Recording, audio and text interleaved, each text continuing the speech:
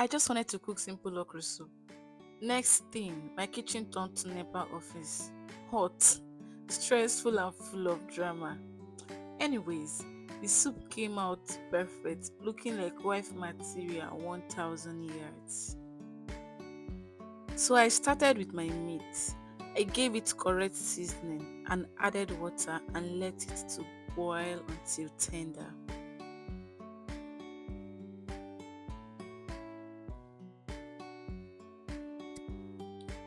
When the meat was soft enough, I added my stockfish and my dry fish. I soaked this stockfish with hot water to take out any insect and to also soften it. Then I added my ground crayfish. A little fun fact, I hated crayfish growing up. Who would believe that story now? I stirred that together to combine. I went ahead and added some water and covered this pot for everything to cook properly. Once everything came to a boil, I added my palm oil. This method is the no frying method.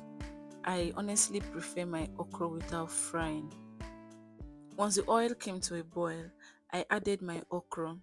For the okra, I divided into two parts. Grated one part because I need it to be slimy, and the other part I cut into two chunks because come on, I want that premium okra feel.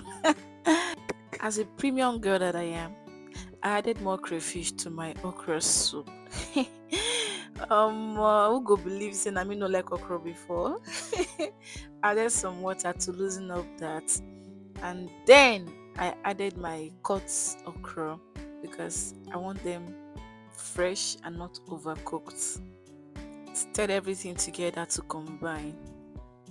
I added some periwinkle to this because what is okra soup without shakara? You must shakara now. And finally, I added my ugu.